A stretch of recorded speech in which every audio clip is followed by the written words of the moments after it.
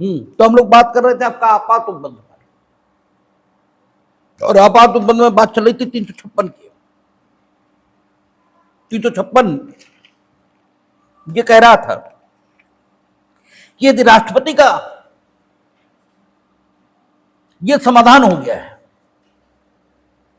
ठीक है, समाधान कैसे हुआ? राज्यपाल से प्रतिवेदन मिलने पर या अन्य किसी सूचना के आधार पर, क्योंकि जो शब्दावली लिखी है 356 में वो क्या कहती है, यदि राष्ट्रपति का ये समाधान हो गया है राज्यपाल से प्रतिवेदन मिलने पर या अन्यथा, और अन्यथा शब्द में सब कुछ आता है। यदि राष्ट्रपति का यह समाधान हो गया है, समाधान किस तरह हुआ इस पर आर्टिकल बात ही नहीं करता। समाधान इसके दो तरीके बता रहा है, जिनमें से एक तरीका तो निश्चित है, राज्यपाल से प्रतिवेदन मिलने पर, लेकिन दूसरा तरीका अनिश्चित है, और दूसरे में वो क्या कहता, यह अन्यथा, और अन्यथा के बाद कोई प्रकार लिखता नहीं है। इसका मतलब फ्रेमर्स की मंशा जो रही वो यही रही है कि राष्ट्रपति को उनके समाधान के विषय पर किसी से सूचना प्राप्त होने के संबंध में बांधा न जाए। राज्यपाल के प्रतिवेदन का जो जिक्र हुआ अभिव्यक्त रूप से, वो सिर्फ इसलिए हुआ है क्योंकि राज्यपाल राज्यों में ड्यूल कैपेसिटी में होते हैं, वे केंद्र के एजेंट और राज्य के कार्यपालिकीय प्रमुख ये भी हैं। तो अगर हमारा कोई आदमी किसी स्थान पर है और हमने उससे यह अपेक्षित किया है कि तुम वहां रहकर हमारे हितों की चिंता करो, तो प्रथम अपेक्षा हमारी उसी से होगी, अगर वहां कोई गड़बड़ होती है कि वो हमें सूचित करे, और प्रथमता हम उसी को फोन लगाते हैं, प्रथमता उसी से संपर्क स्थापित करते हैं कि क्या चल रहा है। लेकिन संभावना इस बात की भी है कि मेरा व्यक्ति अंततः व्यक्ति ही है, और जो व्यक्ति है तो वो आसानी से वैयक्तिक दुर्गुणों के अधीन ये भी हो सकता है हमारा आदमी हमें कुछ बताए ही ना, उसकी दुराभिसंधि उन लोगों से हो जाए जो उस टेरिटरी में अव्यवस्था ये फैला रहे हैं, और तब जो सेक्शन है उसका उद्देश्य, ठीक है, ये निरर्थक हो जाएगा, ये बिल्कुल बेकार हो जाएगा। इसलिए फ्रेमर्स ने ये लिखा कि राष्ट्रपति से प्रतिवेदन प्राप्त होने पर, और प्रतिवेदन का जो जिक्र उन्होंने किया वो सिर्फ इसलिए कर दिया क्योंकि राष्ट्रपति उनके, ठीक है, राज्यपाल उनके व्यक्ति हैं राज्य में, इसलिए राज्यपाल का जिक्र अभिव्यक्त रूप से मिलता है। अन्यथा स्थिति यह है कि फ्रेमर्स शायद यही लिखना चाहते थे कि राष्ट्रपति को किसी भी ढंग से प्राप्त सूचना के आधार पर यदि यह समाधान हो गया है कि राज्य का शासन संविधान के उपबंधों के मुताबिक नहीं चल सकता, तो वे 356 में वर्णित शक्ति का उपयोग करेंगे। जब उपयोग करेंगे तो स्थिति क्या बनेगी, ये बिल्कुल डिफरेंट सवाल है। पहले ये कि आखिर स्थिति का, ठीक है, जो 356 में है उस स्थिति के उत्पन्न होने पर राष्ट्रपति सूचित किस प्रकार होंगे, और सूचित होने, क्योंकि जब सूचित होंगे तभी तो स्वयं में निहित कार्यपालिकी शक्ति का उपयोग करेंगे, अन्यथा स्वयं में निहित कार्यपालिकी शक्ति का उपयोग करने का तो कोई प्रश्न ही नहीं उठता। तो पहला सवाल सूचना के संबंध में, सूचना कैसे मिले, तो राज्यपाल के प्रतिवेदन पर या अन्यथा, और संभवतः राज्यपाल का प्रतिवेदन ये सिर्फ इसलिए लिख दिया गया क्योंकि प्रथम अपेक्षा राज्यपाल से ही हो सकती है, और यही बात जो न्यायिक पुनर्विलोकन 356 के हुए हैं माननीय उच्चतम न्यायालय के द्वारा, उसने भी लगभग यही बात, लगभग नहीं बल्कि यही बात कही है। किसी भी बात की शुरुआत से होती है और वो अंततः अपने अंजाम तक पहुंचती है। तो न्यायिक पुनर्विलोकन 356 का जो आपातकाल है, इसका हो सकता नहीं। ये बात अपने अंजाम तक यह सार्वभौमई में पहुंची है, लेकिन पहली बार ये सार्वभौमई में ही उठा हो ऐसी बात नहीं। पहली बार ये हरियाणा, वहां आपातकाल का जो प्रयोग किया गया, आपातकाल का जो प्रयोग किया गया, मीनिंग देयरबाय 356 में वर्णित राज्यों में आपात स्थिति उत्पन्न होने की संभावना के मद्देनजर जो आपातकाल हो सकता है, उसका उपयोग हरियाणा में जब हुआ तो उससे पहले भी, लेकिन हरियाणा पहला राज्य है जिसने न्यायिक पुनर्विलोकन इस शक्ति को, ठीक है, उच्चतम न्यायालय या उच्च न्यायालय से उपयोग करने का निवेदन और आग्रह यह किया। उसमें पहली बार यह देखने की कोशिश हुई कि राष्ट्रपति की यह शक्ति किस प्रकार की है और क्या इसका न्यायिक पुनर्विलोकन संभव है। तो जब बात शुरुआत हो रही होती है तो बात उतनी सुंदर और उतनी स्पष्ट और उतनी तर्कसंगत और उतनी बेहतर होती ही नहीं जब बात शुरुआत के लेवल पर होती है, क्योंकि जब एक विचार आदमी के मन में आना शुरू होता है तब उस विचार से अशुद्धियां हटती हैं धीमे धीमे और वो विचार पूर्ण शुद्धता के साथ प्रकट होता है। तो जो हरियाणा का मामला है, इसमें पहली बार उच्चतम न्यायालय ने 356 के बारे में बोलते हुए यह कहा। हो सकता है उच्च न्यायालय ने कहा हो, क्योंकि इतना हमें भी ध्यान नहीं रहता कि उच्चतम न्यायालय ने कहा या उच्च न्यायालय ने, और कानून की दुनिया में इसका कोई महत्व भी नहीं है कि किसने क्या कहा। कानून की दुनिया में महत्व सिर्फ इस बात का है क्या कहा। और हम आपको लगातार आपकी ये आदत विकसित करने की कोशिश करते रहते हैं कि अगर आप बेहतर कानून की दुनिया के आदमी बनना चाहते हैं तो आप खुद में ये आदत विकसित करें, क्या कहा, किसने कहा, इससे मतलब नहीं है। क्योंकि अगर किसने कहा इसके आधार पर आप सत्य का निर्णय करने लगे तो फिर आप चूक जाएंगे। ठीक है, सत्य किसने कहा इससे मतलब नहीं होता, सत्य कहा इससे मतलब होता है। और हमने आपसे कई बार कहा कि सत्य की अनुभूति हमेशा एक है, सत्य की अभिव्यक्ति ये अलग अलग प्रकार से हो सकती है।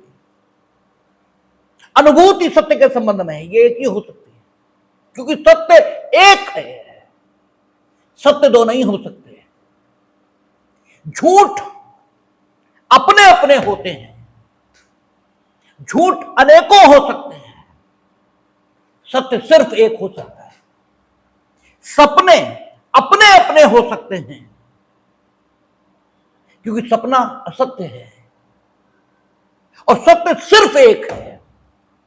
अगर इसे लौकिक जगत में देखें तो आप सो रहे हैं, आप अपना सपना देखेंगे, आप सो रहे हैं, आप अपना सपना देखेंगे, हम सो रहे हैं, हम अपना सपना देखेंगे। लेकिन हम तीनों में से कोई भी अगर जागेगा तो सिर्फ वही देखेगा जो है। सपने डिफरेंट हो सकते हैं, सत्य डिफरेंट नहीं हो सकता, सत्य तो एक ही है। वो कौन कहता है इससे मतलब नहीं, लेकिन आदमी की बौद्धिक क्षमता, आदमी की अभिव्यक्ति, आदमी का अपना स्वभाव, आदमी की अपनी वृत्तियां, मूल वृत्ति आदमी की एक जैसी होती है। मूल वृत्ति अलग बात है, बेसिक इंस्टिंक्ट अलग बात है। बेसिक इंस्टिंक्ट जैसे शेर की क्या है, भागकर शिकार को पकड़ना, उसे कोई नहीं सिखाएगा। और बेसिक इंस्टिंक्ट का मतलब यह होता है जो आप ईश्वर के हाथ से लेकर आए, जिसका प्रशिक्षण नहीं होता, जो व्यक्ति खुद सीखता है। शेर के बच्चों को कोई सिखाता नहीं कि दौड़कर शिकार को पकड़ना और मीठी खाना है, लेकिन खाता है। ये बेसिक इंस्टिंक्ट है उसकी। ठीक है, जो बदलती नहीं है। कुत्ते की बेसिक इंस्टिंक्ट है वो पालतू हो जाएगा, शेर की बेसिक इंस्टिंक्ट है वो कभी पालतू नहीं होगा, ये बेसिक इंस्टिंक्ट है। तो मूल वृत्तियां व्यक्ति की एक जैसी हैं, लेकिन उसकी कुछ ऐसी वृत्तियां भी हैं जो समाज के साथ परिवर्तित हो जाती हैं, ठीक है ना। तो कुछ मूल वृत्तियां हम सबकी एक जैसी हैं, लेकिन कुछ विशेष गुण हैं। कोई गायक हो सकता है, कोई कवि हो सकता है, कोई अच्छा लेखक हो सकता है, कोई अच्छा बोलने वाला हो सकता है। तो सत्य तो एक ही है, उसकी अभिव्यक्ति आप उस ढंग से करोगे जिस ढंग से अभिव्यक्त करना आपके लिए संभव होगा, ये अलग बात है। आप कवि हो तो कविता लिखकर करोगे, आप गायक हो तो गाकर करोगे, आप लेखक हो तो लेखक ठीक लिखकर करोगे, लेकिन सत्य एक ही है, सत्य अलग नहीं हो सकते, ठीक है। तो कानून की दुनिया में सबसे पहला सिद्धांत यही है, किसने कहा है मतलब नहीं है, क्या कहा इससे मतलब है। और आप ये सीख लेते हैं कि हमारे कॉलेज में ये बताया गया, सुप्रीम कोर्ट ने ये कह दिया, तो सुप्रीम कोर्ट ने तो ए.के. गोपालन में भी कुछ कहा, और उसी सुप्रीम कोर्ट ने मेनका गांधी में भी कुछ कहा। तो अगर कोई ये मानकर बैठ गया होता कि सुप्रीम कोर्ट ने कहा इसलिए ए.के. गोपालन ही ठीक है, तो फिर मेनका गांधी की यात्रा असंभव थी, हो ही नहीं सकती थी। इतनी कानून की दुनिया में सुप्रीम कोर्ट ने भी कुछ कह दिया तो भी आप ये नहीं मानेंगे कि वो ठीक ही है, गलती वहां भी होती है। और इसीलिए विभिन्न प्रकार के जुडिक्शन क्यूरेटिव, ठीक है, और साथ में अपने ही निर्णय का पुनर्विलोकन आदि की शक्तियां उन्हें मिली, कारण यही है। तो मतलब इससे नहीं कि उच्चतम न्यायालय ने कहा या उच्च न्यायालय ने कहा, इससे क्या लेना देना, किसने कहा अर्थहीन है। इवन लॉ स्टूडेंट ने भी कहा है तो भी कोई दिक्कत नहीं। आपने देखा कानून के अधिकांश सिद्धांत हम लोगों ने जूरिस्प्रूडेंस पढ़ा है, अधिकांश जो सिद्धांत है कानून के वो रिसर्च स्कॉलर्स ने दिए हैं। Dean Roscoe Pound he was a research scholar, ठीक है ना, और उसकी जो रिसर्च का टॉपिक था, ठीक है, कि कानून की, ठीक है, जो उत्पत्ति का उद्गम का स्रोत है वो क्या, जरूरत आदमी की जरूरत ये कानून को पैदा करती है। उसका जो सोशल इंजीनियरिंग का कॉन्सेप्ट है वो आज कानून की आधारशिला, मॉडर्न जमाने में कानून उसी के मुताबिक बनना है। तो किसने कहा यह महत्व की बात नहीं है, क्या कहा यह महत्व की बात है। उच्चतम न्यायालय ने कहा या उच्च न्यायालय ने, फर्क क्या पड़ता है। लेकिन प्रथम बार हरियाणा के मसले पर, इस विषय पर न्यायिक मत किया आया और उसमें यह बात कही गई कि पहली चीज, ये जो ताकत है ये राष्ट्रपति को हिंदुस्तान का संविधान देता है, इसलिए इसका कोई न्यायिक पुनर्विलोकन नहीं होगा। क्यों? अब देखिए, बात कितनी भी इम्परफेक्ट हो, लेकिन बात जब आएगी तब वितर्क आएगा, पहले तर्क आएगा फिर वितर्क आएगा। बात कितनी भी इम्परफेक्ट क्यों ना हो, लेकिन वितर्क को जन्म देगी, जिसे हीगल की भाषा में कहें तो एंटीथीसिस को जन्म दे देगी। थीसिस, एंटीथीसिस और फिर सिंथेसिस, फिर जो सिंथेसिस आएगी फिर थीसिस बनेगी। ऐसा हीगल का, ठीक है, विचार करने का तरीका है। और हीगल ने कहा कि विचार विमर्श ऐसे ही होता है, और हीगल की बात गलत नहीं है। वो कहता है कि एक बात आती है और जब एक बात आती है तो उसके अगेंस्ट बात आती है, यानी तर्क आया, उसके अगेंस्ट वितर्क आया, और फिर दोनों में संघर्ष हुआ। दोनों में संघर्ष के परिणाम स्वरूप एक नई चीज आती है जिसमें दोनों के गुण होते हैं, उसे वो सिंथेसिस कहता है, संश्लेषण ये कहता है, ठीक है ना। सिंथेसिस ये आएगी और फिर वो सिंथेसिस, फिर थीसिस बनेगी, उसकी एंटीथीसिस आएगी, फिर सिंथेसिस। ये क्रम अना लगातार चलता है बिना बाधित हुए, और इसी क्रम के चलने के कारण दुनिया में मत मतांतर पैदा होते हैं। ऐसा हीगल का दृष्टिकोण है। और वो बात ठीक है। पहली बार ये बात सामने आई कि राष्ट्रपति को यह ताकत भारत का संविधान देता है और भारत का संविधान ही सभी के बीच शक्तियों के बंटवारे का परम स्रोत है। उसने इस शक्ति पर नियंत्रण का हक किसे दिया? पार्लियामेंट को। पहली बार न्यायिक मत आ रहा है। इस सेक्शन में लिखा है कि अगर राष्ट्रपति इस ताकत का उपयोग कर रहे हैं, then he must get approved within the time limit of 2 months. This proposal or this declaration from the both houses of parliament. तो पहली बार भारत का संविधान बोल रहा है और भारत का संविधान ये कह रहा है कि राष्ट्रपति संसद के दोनों सदनों से अपनी इस उद्घोषणा को पारित कराएंगे। मीनिंग देयर बाय फ्रेमर्स, क्योंकि स्थिति कौन सी है? आपात की है। और न्यायिक जो अंग है वो किस बात का परीक्षण करने में कुशल होता है? न्याय क्या है, इसका परीक्षण करने में स्किल्ड होता है। और न्याय उस बात का होना कहा जाता है जो संबंधित परिस्थितियों में किया जाना उचित हो, इसी को न्याय कहते हैं। और किसी भी परिस्थिति में क्या किया जाना उचित है, यह सम्यक विचार का परिणाम होता है। यह होच पोच में, जल्दबाजी में नहीं किया जा सकता और ना ही जल्दबाजी में कुछ भी करने का निर्णय लिया जा सकता। कहा भी जाता है कि जल्दी का काम शैतान का काम है और शैतान ईश्वर का प्रतिनिधि नहीं है।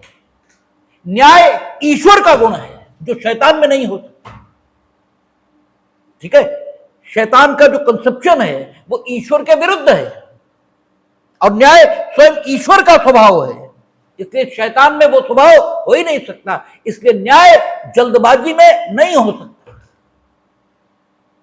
न्याय में सम्यक विचार चाहिए और आपात की दशा में तुरंत एक्शन चाहिए, विचार विमर्श नहीं चाहिए। दैट इज वाई फ्रेमर्स ने इस शक्ति का उपयोग, ठीक है, या यूं कहें इस शक्ति का दुरुपयोग रोकने के लिए जो मैकेनिज्म अनुचिंतित किया है वो कौन सा है? Parliamentary approval. संभवतः हरियाणा के मामले में न्यायिक अंग यानी उच्चतम न्यायालय या उच्च न्यायालय यही कहना चाहता था और इसीलिए उसने ये कहा कि ये राष्ट्रपति की संवैधानिक शक्ति है जो स्वयं संविधान से राष्ट्रपति को मिली है और वे कॉन्स्टिट्यूशनली इसका यूज करते हैं और इसके प्रति जो अनुतोष है वो संविधान ने न्यायिक अनुतोष अनुचिंतित नहीं किया है। उन्होंने इसके विरुद्ध या इसके दुरुपयोग को रोकने के लिए पार्लियामेंट्री अनुतोष ये अनुचिंतित किया है। इसलिए 356 के आपात की उद्घोषणा का न्यायिक पुनर्विलोकन नहीं होगा। जितनी बातें हमने बोली हैं सब लिखी नहीं है, लेकिन ये सारी बातें उसके ध्यान में रही जिसने ये डिसाइड किया, क्योंकि अगर ये बातें ध्यान में नहीं रही तो डिसीजन ऐसे आ ही नहीं सकता। ये पृष्ठभूमि है जो निश्चित तौर पर उस आदमी के मन में रही होगी जिसने वो डिसीजन डिलीवर किया। और उन्होंने कहा कि इस ताकत का दुरुपयोग यदि रुकना है तो केवल parliament is empowered, we are not made for that. ठीक है ना, because constitution doesn't give such a power to us. और कॉन्स्टिट्यूशन बिल्कुल ठीक नहीं दे रहा है। ये ठीक नहीं दे रहा है ये उन्होंने कहा नहीं, लेकिन ठीक बात यही है कि नहीं देनी चाहिए। इसके बाद अगला मामला बंगाल का आया, ज्योति बसु। ज्योति बसु आपके पैदा होने से पूर्व शायद मर गए हों, लेकिन ज्योति बसु लंबे समय तक बंगाल के चीफ मिनिस्टर रहे हैं, लगभग 30-35 साल। 30-35 साल तो नहीं रहे, लेकिन हाँ 28-30 साल रहे, 20-25 साल तो रहे ही रहे। ज्योति बसु की गवर्नमेंट को बर्खास्त किया गया। प्रश्न उठा, अब देखिए सिद्धांत यह भी है कि what has been decided by the supreme court at a one time that will be the law of the land, ठीक है, until and unless that will be changed by the Supreme Court, ठीक है, जब तक supreme court स्वयं उसको बदल ना दे तब तक वो देश का कानून है और उसके मुताबिक मामला चलेगा। और कानून का सिद्धांत यह भी है कि what has been decided by one time by the supreme Court और High Court, you cannot agitate at a second time the same issue between them, ठीक है, क्योंकि ये ठीक है कि कॉन्स्टिट्यूशन पर सीपीसी के सिद्धांत लागू नहीं होते हैं और ये प्रांग न्याय का सिद्धांत कहलाता है कि एक बार जो इशू सक्षम न्यायालय द्वारा अवधारित कर दिया गया उन्हीं पक्षकारों के बीच, ठीक है, वही इशू दोबारा फिर विचार के लिए उस न्यायालय के समक्ष नहीं रखा जा सकता। यह सिद्धांत प्रांग न्याय के रूप में सीपीसी में शामिल है, धारा 11 में है। लेकिन फिर भी इसमें कोई शक नहीं कि सीपीसी संविधान को शासित नहीं कर सकते, लेकिन फिर भी सुप्रीम कोर्ट ने स्वयं कहा है कि वो भी एक विधिक सिद्धांत है और सामान्यतः जब तक स्थिति असामान्य न हो तब तक हम प्रांग न्याय के सिद्धांत को कॉन्स्टिट्यूशनल प्रोसीडिंग्स पर भी लागू करेंगे। इस विषय पर कौन सा दरायो वर्सेस स्टेट ऑफ यूपी, जो हम लोग फंडामेंटल राइट की चर्चा करेंगे तब देखेंगे, उसमें कहा है सुप्रीम कोर्ट ने कि नॉर्मली हम ठीक है रेस जुडिकेटा का फॉलो अप करेंगे, हेबियस कॉर्पस बंदी प्रत्यक्षीकरण के रिट में नहीं मानेंगे, उसमें नहीं करेंगे, शेष में करेंगे। वो कॉन्सेप्ट अलग से डिस्कस होगा, बात देखेंगे। तो एक बार डिसाइड हो गया कि सुप्रीम कोर्ट या हाई कोर्ट इसकी न्यायिक समीक्षा नहीं कर सकता, तो दोबारा आए न्यायालय के समक्ष तो कुछ डिफरेंट तर्क लेकर आना पड़ेगा, अन्यथा सुप्रीम कोर्ट और हाई कोर्ट इस पर विचार नहीं करेंगे, क्योंकि यह मामला असामान्य है, ये हम साबित नहीं कर पाएंगे और रेस जुडिकेटा कहेगा नहीं करना। तो एक नया तर्क इसमें विकसित किया गया। यह कहा गया कि अनुच्छेद 53 कहता है कि राष्ट्रपति अपनी कार्यपालिकी शक्ति का उपयोग स्वयं करेंगे और या अपने अधीनस्थों के माध्यम से करेंगे, और 53 कुछ नहीं बताता कि कब उन्हें इस शक्ति का उपयोग स्वयं करना है और कब अधीनस्थों के माध्यम से करना है। और जो कॉन्स्टिट्यूशनल इंटरप्रिटेशन आया है विभिन्न मामलों में, वो कॉन्स्टिट्यूशनल इंटरप्रिटेशन इस बात की अपेक्षा करता है कि राष्ट्रपति स्वयं स्थिति के मुताबिक ये निर्णय करें कि कब उन्हें अपनी ताकत का इस्तेमाल स्वयं करना है और कब अपने अधीनस्थों के माध्यम से करना है।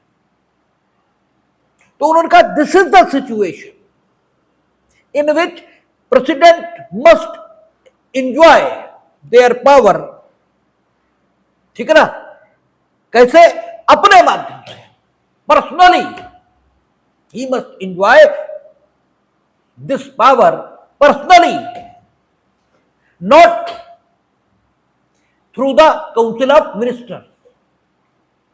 ये उन्हें स्वयं एंजॉय करनी चाहिए, ये स्थिति ऐसी है। इसलिए इस मामले में जहां मंत्रिमंडल की सलाह पर उन्होंने इसको बर्खास्त किया है, असंवैधानिक माना जाना चाहिए क्योंकि उन्होंने स्वयं नहीं किया, मंत्रिमंडल की सलाह। तो कोर्ट ने कहा कि अनुच्छेद 74 की वर्जना के कारण हम ये नहीं पूछ सकते कि आपने पर्सनली किया या मंत्रिमंडल की सलाह पर, क्योंकि 74 कहता है मंत्रिमंडल ने उन्हें क्या सलाह दी दी भी या नहीं, यह भी नहीं पूछा जा सकता। इसलिए that is why we can not ask in what manner you have exercise this power. हम कुछ नहीं पूछ सकते। अगर नहीं की तो उनके मंत्रिमंडल के बीच की बात है, निपटे अपना, उनका मंत्रिमंडल वो जाने, हमसे मतलब नहीं है। इसलिए हम कुछ नहीं करेंगे। तीसरा मामला फिर आया, ठीक है, कौन सा? विजयानंद, जिसे बीजू पटनायक कहा गया, जो वर्तमान नवीन पटनायक, अभी जस्ट, अब तो बीजेपी गवर्नमेंट है उड़ीसा में, इससे पहले जो चीफ मिनिस्टर थे इनके पिताजी प्रगति पार्टी के लीडर होते थे। नंदिनी सतपथी, ये बिहार में कांग्रेस लेड मिनिस्ट्री का नेतृत्व कर रही थी और ये चीफ मिनिस्टर थी। इनकी पार्टी से डिफेक्शन हुआ, दल बदल हुआ, क्योंकि 356 के उपयोग का और तो कोई तरीके नहीं हो सकता। कांग्रेस केंद्र में वो क्यों कर लेगी अपनी सरकार के विरुद्ध? ये बड़ी अच्छी बात है हिंदुस्तान की कॉन्स्टिट्यूशनल हिस्ट्री में कि हमेशा उन्हीं राज्यों में संविधान के उपबंधों के अनुसार शासन नहीं चला है जहां केंद्र में सत्तारूढ़ दल के, ठीक है, द्वारा सरकार नहीं चलाई जा रही थी। जहां जहां केंद्र में सत्तारूढ़ दल के मन की सरकार चल रही थी, वहां वहां कभी भी यह स्थिति आई नहीं है। 90 बार ये स्थिति पैदा हुई है और हमेशा कांग्रेस के जमाने में, हाँ कुछ बार, एक बार भाजपा के जमाने में भी हुई है। तब लालू प्रसाद यादव बिहार के चीफ मिनिस्टर होते थे और उस काल में जो घटनाएं घटी हैं, ठीक है, जिन घटनाओं के बाबत फिर 356 का उपयोग किया गया, वो घटनाएं आप तो तब रहे ही नहीं। आप देखेंगे और सुनेंगे और पढ़ेंगे। अब तो बिहार में चुनाव आने वाला है और जब चुनाव आता है तो बड़ी पुरानी पुरानी बातें निकल कर आ जाती। कहा भी जाता है कि अगर आपको अपनी 7 पुश्तों का इतिहास नहीं पता है तो एक बार चुनाव लड़ लीजिए, आपको आपके विरोधी आपकी 7 पुश्तों का इतिहास बता देंगे ढूंढ कर कि ये आपका हुआ था। तो बिहार में चुनाव होने वाला है, अभी आएगा सब। वहां आईएएस भी, डीएम भी जिले का अगर कहीं गया है किसी के खिलाफ एक्शन लेने, तो उसकी पत्नी के साथ बलात्कार जैसी घटनाएं हुई हैं। यह भी हुआ है। गंगा जल में जो कुछ दिखाया गया वो अतिशयोक्ति नहीं है। ठीक है, आप सोचो, वहां आज भी जब उस जंगल राज की याद दिलाई जाती है तो सत्ता बदल जाती है, सिर्फ उस जंगल राज की याद दिलाने पर। उस जंगल राज को खत्म करने के लिए 356 का उपयोग BJP government, Atal Bihari Vajpayee government ने किया था, लेकिन वो लोकसभा तक ही रहा, राज्यसभा में पारित नहीं हो पाएगा क्योंकि राज्यसभा में कांग्रेस बहुमत में थी और राज्यसभा में पारित नहीं हो सकता था। इसलिए इन्होंने फिर कदम वापस ले लिए थे। 90 बार जब हुआ तो इन्हीं ने किया है और ये लोकतंत्र के रक्षक हैं, ये संविधान बचाने वाले हैं और इनकी भूमिका, इसका मूल्यांकन हमेशा आप करेंगे तो आपको खुद दिखाई पड़ेगा। किसी के कहने की जरूरत नहीं, निष्पक्ष होकर इनकी भूमिका का मूल्यांकन कर लीजिए, आपको खुद समझ में आ जाएगा कि संविधान को किससे बचाए जाने की जरूरत है। ठीक है, आपको खुद समझ में आएगा। अच्छा, खैर, प्रगति पार्टी, कांग्रेस से डिफेक्शन हुआ क्योंकि उसमें दल बदल विरोधी कानून था नहीं। डिफेक्शन होकर बीजू पटनायक के साथ मामला, कई सारे लोग चले गए। बीजू पटनायक ने विधानसभा में बहुमत होने के आधार पर राज्यपाल से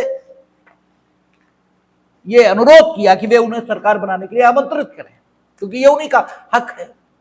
कॉन्स्टिट्यूशनली हम लोग पढ़कर आए हैं, राज्यों में और ठीक है, केंद्र में सबसे बड़ी पार्टी के नेता को बुलाने का हक उन्हीं को है, लेकिन सबसे बड़ी पार्टी लिखा नहीं है, वहां लिखा है जिसके बारे में उन्हें ऐसा लगता है कि वो बहुमत अर्जित कर लेगा, बहुमत का विश्वास अर्जित कर लेगा, उसे बुलाएंगे। राज्यपाल ने बजाय बीजू पटनायक को बुलाने के केंद्र को सिफारिश कर दी कि 356 का उपयोग किया जाए, क्योंकि राज्य का शासन संविधान के उपबंधों के मुताबिक नहीं चल सकता।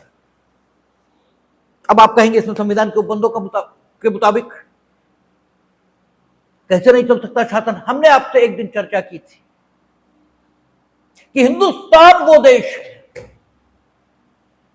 जिसने विचार की उच्चता को इस कदर छुआ है कि वसुधैव कुटुंबकम और सबे भूमि गोपाल की जैसी अवधारणाएं हिंदुस्तान की धरती पर पैदा हुई हैं।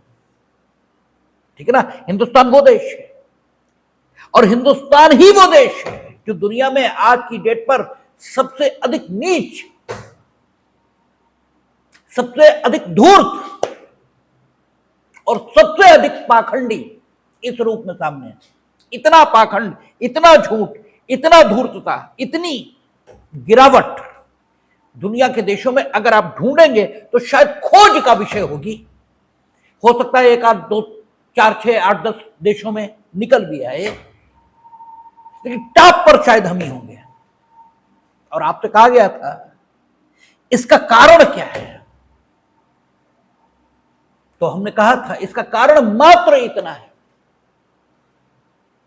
कि वो बातें जिस भाव भूमि में, जिस भाव के आदमी ने कही हैं, आप उस वैचारिक ऊंचाई को छुए बिना अपने कुकर्मों को छिपाने के लिए इस ताकत का उपयोग करते हैं, उन बातों का उपयोग करते हैं।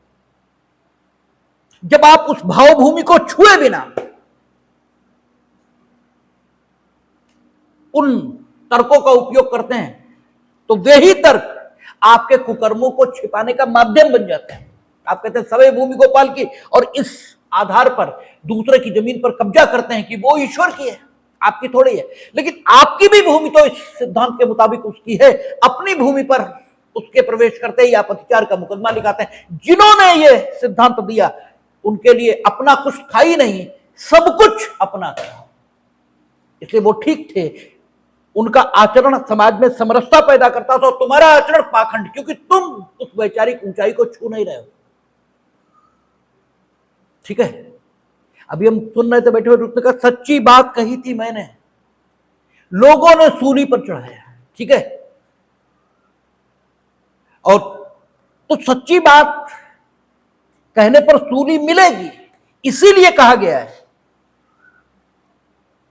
कि भले ही आप सच्ची बात कहने योग्य हो गए, लेकिन आप यह भी ध्यान रखें कि आप कहां रह रहे हैं। जब आप उन लोगों के बीच हो जो आप अभी तक सच्ची बात तक नहीं पहुंचे हैं, तब आप वो तो न कहें जो वो कह रहे हैं, क्योंकि वो झूठ है, लेकिन चुप जरूर बने रहे। अपने सच की उद्घोषणा वहां न करें। ठीक है, अपने सच की उद्घोषणा उसी जगह करें जहां सच जानने वाले बैठे,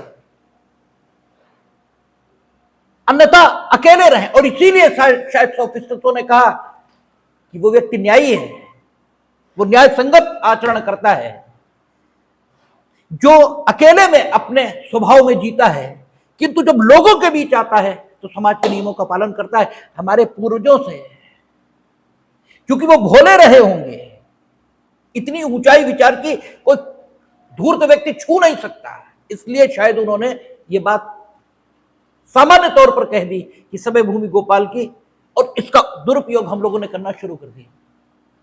ये अलग बातें हैं। खैर, नंदिनी सतपथी में डिफेक्शन हुआ,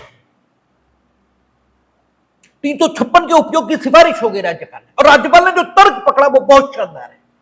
लेकिन जिस लिए पकड़ा, ठीक है, वो उद्देश्य वही है जिस उद्देश्य से तुम सबे भूमि गोपाल की का तर्क देते हो, वो तर्क वही है, उद्देश्य उसके पीछे वही है। जैसे तुम अपनी धूर्तता को छिपाने के लिए इस सेंटेंस का उपयोग करते हो, राज्यपाल ने भी वही किया। राज्यपाल ने कहा, शब्द क्या लिखे हैं 355 में, वेनेवर द, ठीक है, functioning of A state can't be run, जब संविधान के उपबंधों के मुताबिक राज्य का शासन नहीं चल सकता। संविधान के उपबंध ये कहा है, और संविधान के उपबंधों के अनुसार शासन न चले ये तब भी कहा जा सकता है जबकि संविधान जिन सिद्धांतों के अनुसार किसी राज्य का शासन चलने की अपेक्षा करता है, उन सिद्धांतों के मुताबिक किसी राज्य का शासन न चले, तब भी यह बात कही जा सकती है, क्योंकि संविधान ने लोकतंत्रात्मक ढंग से सरकार के चलने की अपेक्षा की है। और लोकतांत्रिक इच्छा की अभिव्यक्ति का जो तरीका संविधान ने बताया वो ये कि चुनावों में जिस पार्टी को बहुमत प्राप्त हो जाएगा उस पार्टी की सरकार बनेगी। कांग्रेस वॉज द पार्टी जिसको चुनावों में बहुमत मिला। इसका मतलब जनता ये चाहती थी कि कांग्रेस का शासन, और जनता ये जानती थी 5 साल के लिए हम चुन रहे हैं, तो 5 साल तक कांग्रेस का शासन रहे। It was the will of people. आपने दल बदल कर दिया। अब संख्या के खेल में, ठीक है, वो व्यक्ति सरकार बनाने के काबिल हो गया जिसे जनता ने सरकार के बनाने के काबिल नहीं माना था, कम से कम 5 साल के लिए। आगे की बात देखी जाएगी। तो जब वो व्यक्ति सत्ता में आ सकता है सिर्फ संख्या के खेल को पलटकर, तो अगर वो सत्ता में आ जाए तो संविधान के उपबंधों के मुताबिक शासन चल रहा है, ये तो नहीं कहा जा सकता, क्योंकि संविधान के उपबंधों के मुताबिक शासन चल रहा है, meaning thereby letter of the constitution, meaning thereby bare act of the constitution and spirit of the constitution, यानी संवैधानिक भावना दोनों के मुताबिक शासन चलना चाहिए। तब यह कहा जा सकता है कि संविधान के उपबंधों के मुताबिक शासन चल रहा है। यहां लेटर ऑफ द कॉन्स्टिट्यूशन यानी जो संविधान का बेयर एक्ट है उसके मुताबिक तो शासन चलेगा, किंतु स्पिरिट ऑफ द कॉन्स्टिट्यूशन के मुताबिक शासन नहीं चलेगा। दैट इज व्हाई यह नहीं कहा जा सकता कि राज्य का शासन संविधान के उपबंधों के मुताबिक चल रहा है। ये एकदम बढ़िया बात है, इसमें कोई दो मत नहीं, इसमें कतई कोई दो मत नहीं, ये एक बहुत बढ़िया बात है। लेकिन वही बात कि अगर दूसरे दल की सरकार से डिफेक्शन होकर कांग्रेस में गया होता और आप कांग्रेस नीत केंद्र सरकार के प्रतिनिधि के रूप में राज्यपाल होते, तब क्या ये तर्क देते हैं? ठीक है ना? क्या कहा गया? धीरज धर्म मित्र रुमारी, आपत्तिकाल पर परखिए चारी। आपके धैर्य की परीक्षा तो आपत्तिकाल में होगी। आप कितने सिद्धांतवादी हैं, वही हम कहा करते हैं कि बढ़िया प्रीजेंट मौसम है और आप यहां पढ़ने चले आए तो पढ़ाई के प्रति कोई प्रतिबद्धता है ये कहा जाएगा? अरे प्रीजेंट मौसम में कोई भी चला आएगा, जब मौसम प्रतिकूल है तब आप आए। हमने पढ़ाया नहीं पढ़ाया दीगर बात, ठीक है। मेरे पढ़ाने या न पढ़ाने के आधार पर आपकी पढ़ाई के प्रति प्रतिबद्धता यहां की नहीं जाएगी। पढ़ाई के प्रति प्रतिबद्धता आपके अपने कर्म से यहां की जाएगी। जब तक स्थितियां इतनी प्रतिकूल नहीं थी कि आप आ ही नहीं सकते थे, तब तक प्रतिबद्धता है, ये कैसे मान लिया? तो धीरज धर्म मित्र नारी आपातकाल परखिए चारी, इनकी परीक्षा तो आपातकाल में होगी। तो क्या यही तर्क होता है? तुम्हारी भूमि पर दूसरा रहने आ रहा होता है तब तुम समय भूमि गोपाल की कह पाते? यदि हां तो तुम महान हो, अन्यथा तुम धूर्त तो। और तुम्हारे द्वारा सिद्धांत का दुरुपयोग हो रहा है। नानक अपने ही खेत के लिए कह रहे हैं, ठीक है, कि रामक चिड़िया रामक खेत, खाओ चिड़ियों भर भर पेट। वो अपने ही खेत के लिए कह रहे हैं। तो अगर नानक तुम्हारे खेत में बैठकर इस प्रकार से चिड़ियों को आमंत्रित कर दें और तुम्हारा खेत नष्ट भी हो जाए तो नानक से कोई कंपनसेशन क्लेम नहीं होना चाहिए। ये बिल्कुल ठीक है, लेकिन तुमसे होना चाहिए, क्योंकि तुम नानक के सिद्धांत का उपयोग नहीं कर रहे, तुम उनके दुरुपयोग कर रहे हो। तुम्हारे लिए, तुम्हारे अपने लिए सिद्धांत दूसरे हैं, नानक के सिद्धांत अपने लिए भी वही है जो दूसरों के लिए है। तुम पाखंडी हो, वो संत है। और इसीलिए हम कहा करते हैं कि जो लोग कहते हैं ना कि कृष्ण करे तो लीला और हम करें तो जाने क्या, हम कहते बिल्कुल ठीक सिद्धांत है, कृष्ण करे तो लीला ही है, और तुम करो तो जाने क्या ही है। तुम कृष्ण के भाव पर नहीं हो, कृष्ण बहुत ऊंचाई पर, पहले वहां पहुंच तो जाओ, फिर तुम ये करोगे तो ये कहोगे ही नहीं, फिर तो सब कुछ ठीक ही हो जाएगा, फिर कोई दिक्कत नहीं है। तो राज्यपाल महोदय ने जो तर्क पकड़ा वो बड़ा शानदार था, लेकिन उसका उद्देश्य वही था। न्यायालय अब इसको चुनौती दी गई, ये कहा गया बीजू पटनायक की ओर से कि पहली बात, संविधान के उपबंधों के मुताबिक नहीं चल सकता था। अब देखिए, Biju Patnaik letter of the spirit पर लड़ रहे हैं, ठीक है, और राज्यपाल ने स्पिरिट ऑफ द कॉन्स्टिट्यूशन की बात की है। न बीजू पटनायक ठीक हैं और न राज्यपाल ठीक है, क्योंकि बीजू पटनायक राज्यपाल की जगह होते तो वही करते हैं, और राज्यपाल यहां होते तो ये यही करते हैं। इसे दोनों धूर्त हैं, दोनों धूर्त हैं, ठीक है, दोनों धूर्त हैं। लेकिन एक लेटर ऑफ द स्पिरिट के तर्क पकड़ रहा है, एक spirit of the letter of the constitution के तर्क पकड़ रहा है, एक स्पिरिट ऑफ द कॉन्स्टिट्यूशन के तर्क पकड़ रहा है। और इसीलिए न्यायालय सिर्फ न्यायालय है, यानी मानव निर्मित न्यायालय है, वो निर्णय कर सकता है, न्याय नहीं। न्याय तो भगवान ही करता है। अब यहां देखेंगे निर्णय आएगा। बीजू पटनायक ने कहा कि जब मेजॉरिटी मेरे पास थी, हमने सरकार बनाने का दावा भी किया था, और इन्होंने बर्खास्त कर दी। इनका प्रतिवेदन गया और राज्यपाल के प्रतिवेदन पर या अन्यथा राष्ट्रपति का यह समाधान हो गया है, रिजेक्ट कर सकते हैं, कर दिया उन्होंने। लेकिन इसका न्यायिक पुनर्विलोकन होना चाहिए, क्योंकि संविधान के उपबंधों के मुताबिक शासन चल सकता था, और जब तक संविधान के उपबंधों के मुताबिक शासन चलना असंभव ना हो, तब तक राष्ट्रपति के लिए इस ताकत के उपयोग का अवसर नहीं है, ठीक है ना। और अगर इसके, और जहां भी यह स्थिति, वहां न्यायिक पुनर्विलोकन होना चाहिए, वहां न्यायिक पुनर्विलोकन होना चाहिए। और इससे पहले जिन्होंने ये कहा न्यायिक पुनर्विलोकन नहीं करेंगे, उन्होंने भी न्यायिक पुनर्विलोकन करके ये कहा कि नहीं करेंगे, ठीक है। इसका मतलब ये भी पिटीशन फाइल ही नहीं हो सकती, ये तो नहीं कहा जा सकता। पिटीशन तो फाइल हो सकती है, मेंटेनेबल तो है, आगे कितना क्या रहेगा ये देखा जाएगा। तो बीजू पटनायक ने ये तर्क पकड़ा और कहा कि चूंकि संविधान के उपबंधों के मुताबिक शासन चल सकता था, इसलिए ये अवसर ही नहीं था। अब दो सवाल, क्या संविधान के उपबंधों के मुताबिक शासन चल सकता है, ये पैदा हुआ, ठीक है, पहला सवाल तो यही पैदा हो गया। और दूसरा सवाल यह पैदा हुआ, क्या राज्यपाल का जो प्रतिवेदन गया, ठीक है, कि संविधान के उपबंधों के मुताबिक शासन नहीं चल सकता, इस प्रतिवेदन की कोई न्यायिक जांच संभव है, ठीक है ना। दो बातें, यहां से दो सवाल उभर गए।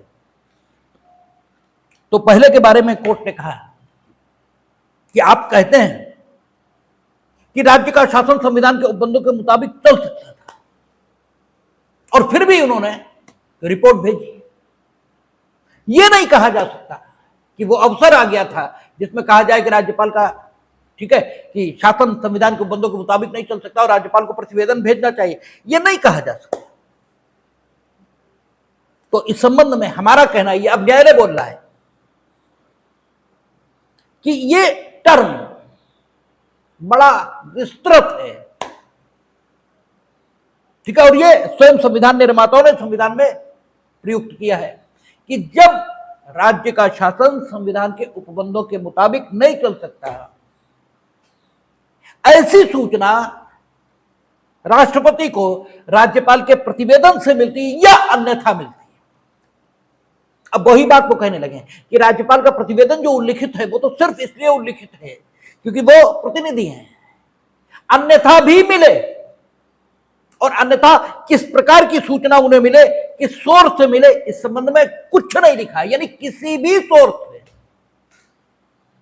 अगर उन्हें यह सूचना मिलती है कि संविधान के उपबंधों के मुताबिक शासन नहीं चल सकता, तो उनसे तो हम कुछ पूछ ही नहीं सकते,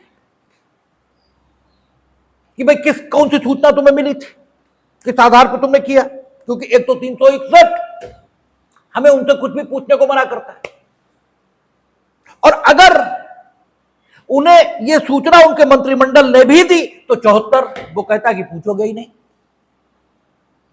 ठीक है ना। तो हम उनसे तो कुछ पूछ ही नहीं सकते। और चूंकि यह लिखा है कि राज्य का शासन संविधान के उपबंधों के मुताबिक नहीं चल सकता और उसे सुनिश्चित करना उनका दायित्व भी 355 की वर्डिंग्स के मुताबिक।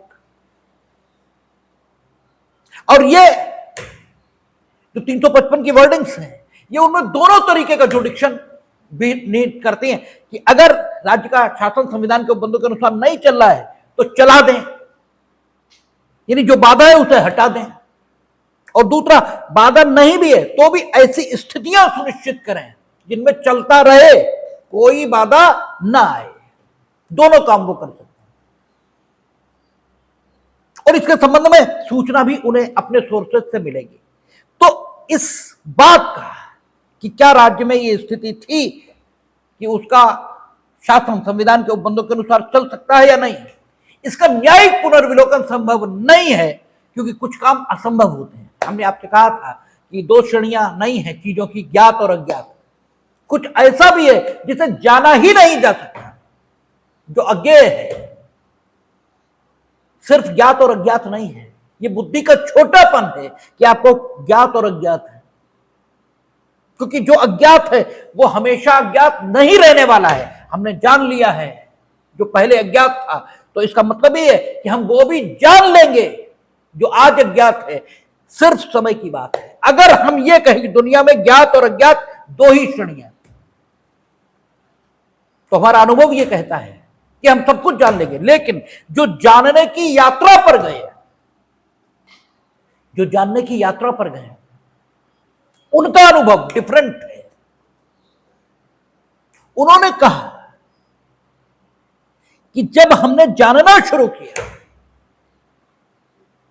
और हमारी उम्र खत्म हुई, जानते जानते हमारी उम्र खत्म हो गई, तो उम्र के अंतिम बिंदु पर हमने यह जाना कि जो हमने जाना है वो संपूर्ण का इतना छोटा भाग है कि यह भी नहीं कहा जा सकता कि हमने कुछ जाना। हम तो सिर्फ इतना ही जान सके उम्र के अंतिम बिंदु पर कि हमने कुछ नहीं जाना, क्योंकि जो संपूर्ण है हमारे द्वारा जाना गया उसका इतना छोटा हिस्सा है कि उसके लिए इतना ही कहा जाना चाहिए कि हमने कुछ भी नहीं जाना, बहुत कुछ छूट गया। इसका मतलब यह हुआ जो जानने की यात्रा पर गए उनका अनुभव यह है। हम तो जानने की यात्रा पर निकले ही नहीं। जब उनका अनुभव यह है, इसका मतलब यह है कि संपूर्ण जाना ही नहीं जा सकता।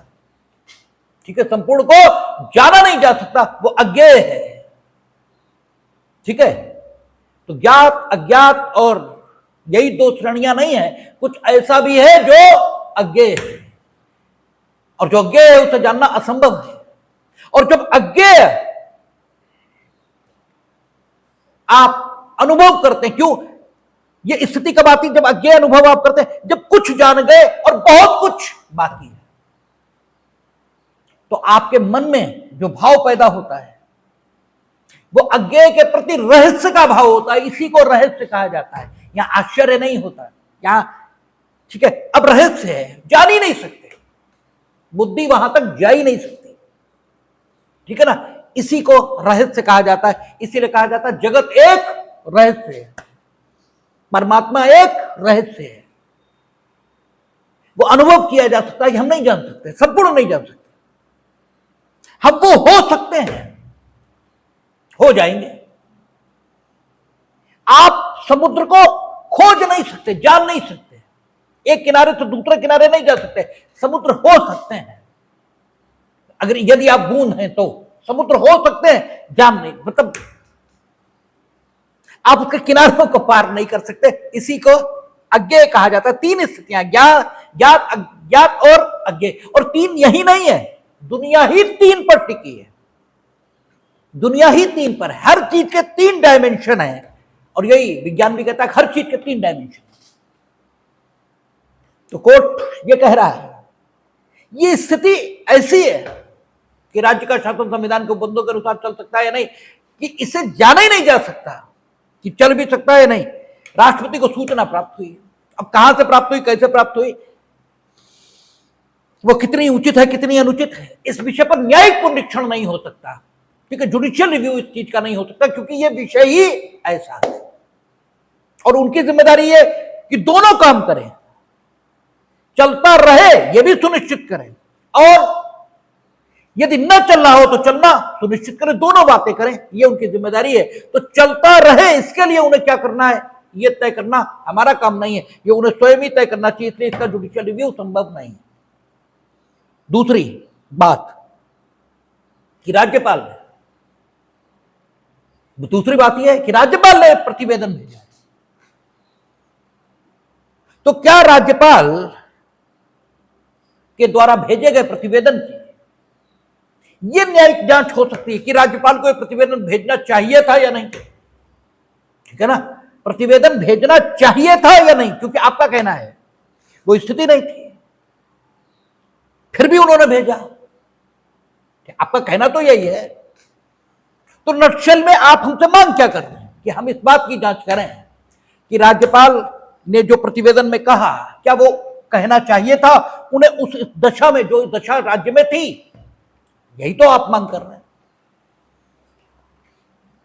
तो राज्यपाल की भूमिका के संबंध में पहला सवाल यह उठता है कि अगर राज्यपाल ने यह काम व्यक्तिगत तौर पर किया तो 361 का प्रोटेक्शन उन्हें हासिल है। हम उनसे नहीं पूछ सकते कि उनने क्यों किया, ये किस दशा में किया। अगर उन्होंने खुद किया है तो दो ही बातें हो सकती हैं इस दशा में, या तो खुद किया होगा या अपने मंत्रिमंडल की सलाह पर किया होगा, और उनका मंत्रिमंडल उन्हें अपने ही खिलाफ सलाह क्यों देगा, ठीक है ना। और इनफैक्ट राज्यपाल ने जिस समय यह कदम उठाया उस समय नंदिनी सतपथी गवर्नमेंट गिर चुकी थी, ठीक है, और विजयानंद यानी बीजू पटनायक सत्ता में आए नहीं थे, तो मंत्रिमंडल तो था ही नहीं, ठीक है ना, मंत्रिमंडल तो था ही नहीं, तो फिर उन्होंने किसकी सलाह पर यह कदम उठाया, इसका मतलब खुद ही उठाया। इससे एक ही निष्कर्ष निकला कि खुद ही उठाया, और खुद ही उठाया तो भैया हम कैसे पूछ रहे, 361 तो उनके पास भी है,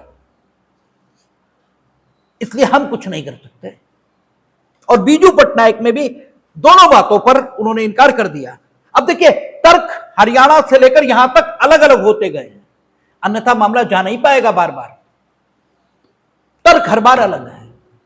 इस बार कहा गया, कोर्ट ने फिर कहा कि नहीं भाई हम दोनों ही बातों की जांच नहीं कर सकते, उसकी तो कर ही नहीं पाएंगे, चाहे तो नहीं कर पाएंगे, और इसके कॉन्स्टिट्यूशनल मर्यादा जो 361 में उसके कारण नहीं कर सकते। इसी में एक बात और उठाई गई थी जो आगे महत्व का, ठीक है, कारण बनी, और जो आगे महत्व की बात बनी, इसी केस में यह कहा कोर्ट ने, वैसे राज्यपाल ने यह गलत किया है कि राज्यपाल को आमंत्रित करना चाहिए था बीजू पटनायक को। क्यों, हमने अपना संसदीय व्यवहार ब्रिटेन से लिया, और ब्रिटेन में अल्टरनेटिव मिनिस्ट्री बनने की संभावनाएं तलाशता है वहां का किंग, वहां का राजा। जब कोई अल्टरनेटिव मिनिस्ट्री नहीं बन पाती है तब वहां, ठीक है, हाउस ऑफ कॉमन्स को डिसॉल्व करते हैं, और यहां आपने संभावना थी अल्टरनेटिव मिनिस्ट्री की, फिर भी आपने डिसॉल्व कर दिया, ये आपने गलत किया। लेकिन हम करें क्या, हम तो कुछ कर ही नहीं सकते। लेकिन एक फाइंडिंग आई जो आगे महत्व की बात बनी,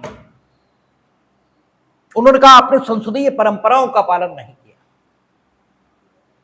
लेकिन यह बात राज्यपाल की ज्यादा, ये कोर्ट की बात ज्यादा जमती नहीं, यद्यपि वही बात अब इसकी एंटीथीसिस आएगी, फिर सिंथेसिस बनेगी, लेकिन यह आधार के तौर पर काम करेगी फर्दर डेवलपमेंट के लिए,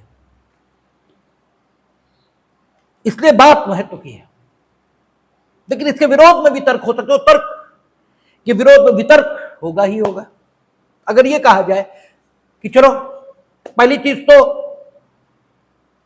जो ब्रिटेन है वो यूनिटरी कॉन्स्टिट्यूशन, वहां का संविधान कैसा है, एकात्मक, तो फेडरल कॉन्स्टिट्यूशन की तुलना वहां से नहीं हो सकती। वहां राज्य केंद्र की मर्जी पर है, यहां राज्य संविधान के अनुसार है, इसलिए वहां की व्यवस्था एज सच तो यहां लागू हो ही नहीं सकती। एज फॉर एज पॉसिबल, जहां तक संभव हो वहीं तक लागू हो सकती। तो 356 जैसी चीज वहां नहीं है, ठीक है ना। पहली बात, राज्य वहां नहीं है, वहां यह व्यवस्था केंद्र के स्तर पर लागू की जाती है, और केंद्र के स्तर पर भी 2 पार्टी सिस्टम में लागू की जाती है। सिर्फ 2 पार्टियां हैं वहां, इसके अलावा। और तीसरी बात यह है कि वहां के बहुमत प्राप्त प्राइम मिनिस्टर को यह सुविधा प्राप्त है कि अगर वो सिफारिश कर देगा कि हाउस को डिसॉल्व किया जाए तो हाउस डिसॉल्व ही होगा और कुछ नहीं होगा। ये तीनों बातें यहां नहीं है। पहली बात तो यहां राज्य है, 356 है, वो वहां नहीं है। और हमारे मल्टी पार्टी सिस्टम है, वहां तो दल बदल चीज जैसी चीज इसलिए नहीं होती क्योंकि एक पार्टी सत्ता में है, उसके लोग डिफेक्शन करें अगर, कहां जाएंगे, दूसरी पार्टी में। 2 ही तो पार्टियां हैं, हालांकि अब तो वहां भी ज्यादा हो गई, कंजर्वेटिव हैं, डेमोक्रेट्स हैं, लिबरल हैं, शायद अब लेबर पार्टी भी है, ठीक है। लेकिन जिस समय ये बातें चल रही, उनका 2 दल है, आप इसमें रहोगे या इसमें रहोगे, आप इसमें गए, ठीक है, डिफेक्शन आपने किया। इन्हें क्या सुविधा है, अगर ये बहुमत प्राप्त प्रधानमंत्री हैं तो ये हाउस को डिसॉल्व करवा देंगे। तुम्हें मालूम इधर गए तो मिलेगा कुछ नहीं, हाउस ही चला जाएगा, सदस्यता भी जाएगी, ठीक है, तुम डिफेक्शन करोगे ही नहीं। और यहां क्या है, यहां डिफेक्शन करेंगे, सरकार बन जाएगी दूसरी, और इस तरह दल अगर दूसरी सरकार बनने दी जाए तो क्या होगा, दल बदल को बढ़ावा मिलेगा, जिसकी इजाजत संविधान देता है अपनी भावना में, कम से कम ये तो नहीं कहा जा सकता। इसलिए राज्यपाल का कदम भले ही गलत मंशा के साथ उठाया गया है, लेकिन कदम तो ठीक ही है। वही जैसे तुम समय भूमि गोपाल का तर्क लेते हो तो तर्क तो ठीक है, तुम्हारा उद्देश्य गलत है, वो बात अलग है, उद्देश्य को हम चेक नहीं कर पाएंगे, ये है। तो उन्होंने कहा कि राज्यपाल का जो कदम था, अगर ये मान लिया जाए ठीक है वो गलत था और उन्हें ब्रिटेन की परंपराओं का पालन करना चाहिए, तो दल बदल को बढ़ावा मिलेगा। इसलिए यह कहना कि राज्यपाल के द्वारा संविधान भंग करने का, वो विधानसभा भंग करने का निर्णय लेना, ये बिल्कुल गलत था, ये तो नहीं कहा जा सकता। और उनका कि नंदिनी सतपथी अगर ब्रिटेन की परंपरा का फॉलोअप करती तो हाउस को डिसॉल्व करने की सिफारिश करने का हक उनके पास था और राज्यपाल उसे मानने के लिए बाध्य थे। तो अगर राज्यपाल ने संसदीय परंपरा जो ब्रिटेन की है उसका पालन किया होता तो आधा अधूरा नहीं पूरा किया होता, और फिर जो 356 के माध्यम से हुआ वो नंदिनी सतपथी की सिफारिश के आधार पर होता। गुणात्मक दृष्टिकोण से क्या अंतर होता, ज्यादा से ज्यादा प्रक्रिया का अंतर होता। इसलिए यह नहीं कहा जा सकता कि राज्यपाल का कदम पूरी तरह गलत था। और आंध्र प्रदेश का भी एक मामला गया, उन्होंने भी इसी प्रकार के मत व्यक्त किए कि ये इसका कॉन्स्टिट्यूशनल रिव्यू संभव नहीं, वो सॉरी इसका जुडिशियल रिव्यू संभव नहीं। लेकिन जुडिशियल रिव्यू संभव है। देखिए जब 356 इंपोज हो जाएगी तब क्या परिवर्तन आएंगे, वो तो एक 10 मिनट की बात है, सारी बात यही है, ठीक है। और सारी जो समझने लायक चीजें हैं वो यही है, और समझना हमेशा एक बार चाहिए, बार बार नहीं।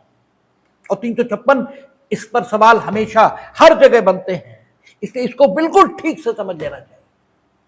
यहां तक स्थिति आई, अब स्थिति यह आएगी जब कोर्ट ये कहेगा जुडिशियल रिव्यू होगा और कुछ कंक्रीट फाइंडिंग्स आएंगी, दिस इज द परव्यू, ठीक है, ये भूमिका है जिसमें से जुडिशियल रिव्यू के कॉन्सेप्ट जन्म लेते हैं। अब जो डिस्कस होगा राजस्थान राज्य वर्सेस यूनियन ऑफ इंडिया और आपका एसआर मुंबई में ये चीज थम जाएगी। हम उम्मीद करते हैं कि कल हम इसे कंक्लूड कर लेंगे।